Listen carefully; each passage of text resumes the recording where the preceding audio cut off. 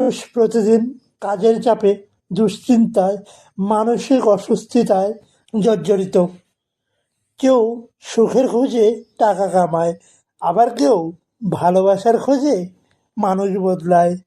কিন্তু শান্তি তো যেন হারিয়ে গেছে।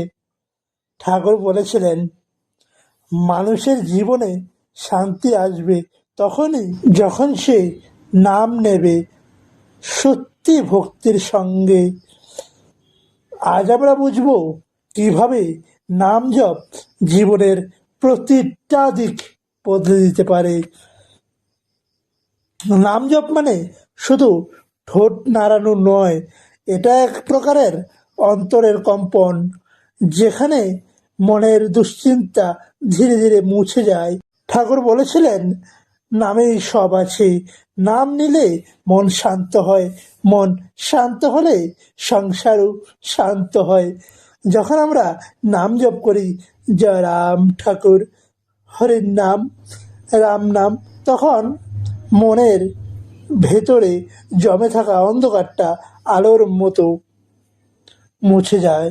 অনেকে ভাবে নাম জপ মানে শুধু ধর্মীয় বিষয়, কিন্তু বৈজ্ঞানিক দিক থেকে দেখলে এটা এক ধরনের মেডিটেশন। যখন আপনি মনোযোগ দিয়ে নাম উচ্চারণ করেন, তখন শ্বাস প্রশ্বাস নিয়ন্ত্রিত হয়, হৃদস্পন্দন স্বাভাবিক হয় এবং মস্তিষ্কে পজিটিভ এনার্জি তৈরি হয়। ফলাফল, মন শান্ত হয়, রাগ কমে যায়, দুশ্চিন্তা দূর হয়, ঘুম ভালো হয়।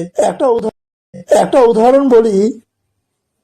ধরুন, সকালে উঠেই আপনি ফোনটা, যেটা আমরা প্রতিদিন ইউজ করি যে সকালে উঠে আগে মোবাইলটা দেখতে হবে, সেটা যদি আমরা না করে যদি আমি বলি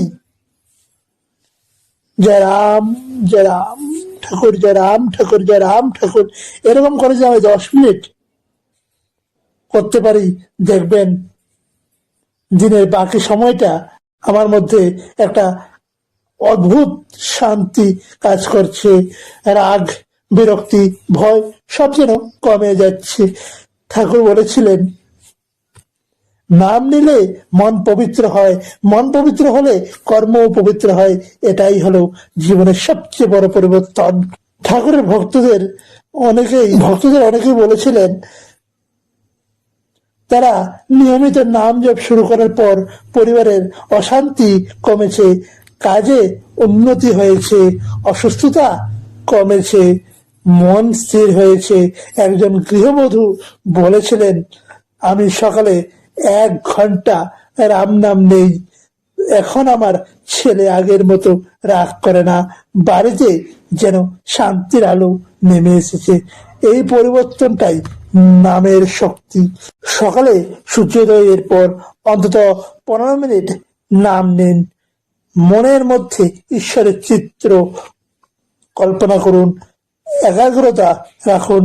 মন অন্যদিকে চলে গেলে ধীরে ধীরে ফিরিয়ে আনুন। রাতে ঘুমানোর আগে একবার নাম নিন, এতে মন পরিষ্কার হয়। ঠাকুরের ভাষায়, নামই জীবনের মূলধন। নাম নিলে সব পাপ ধুয়ে যায়। নাম জপের ফলাফলটা কি হয়? ধীরে ধীরে আপনার জীবনে যা ঘটবে তা হলো মানসিক শান্তি বাড়বে, ভয় ও উদ্বেগ কমবে, আত্মবিশ্বাস বাড়বে, জীবনের প্রতি কৃতজ্ঞতা তৈরি হবে। ঠাকুরের বাণী ছিল, নামেই মুক্তি, নামেই শক্তি, নামেই ঈশ্বর। আজ আমরা জানলাম নাম জপ কিভাবে জীবনে আলোর সঞ্চার ঘটায়। কিন্তু অনেকেই বলেন, আমি চেষ্টা করি তবু মন একাগ্র হয় না। তাহলে পরের ভিডিওটা মিস করবেন না। মন একাগ্র না হলে কিভাবে নাম জপ করবেন রাম ঠাকুরের শিক্ষায়, সেই ভিডিওটা আমরা জানবো কিভাবে মনকে নিয়ন্ত্রণ করে মনের সঙ্গে যুক্ত থাকা যায়। তাই এক্ষুনি চ্যানেলটা সাবস্ক্রাইব করে রাখুন, সাথে বেল আইকনটা প্রেস করে রাখুন, যেন পরবর্তী ভিডিওটা মিস না করেন। জয় রাম, জয় গোবিন্দ।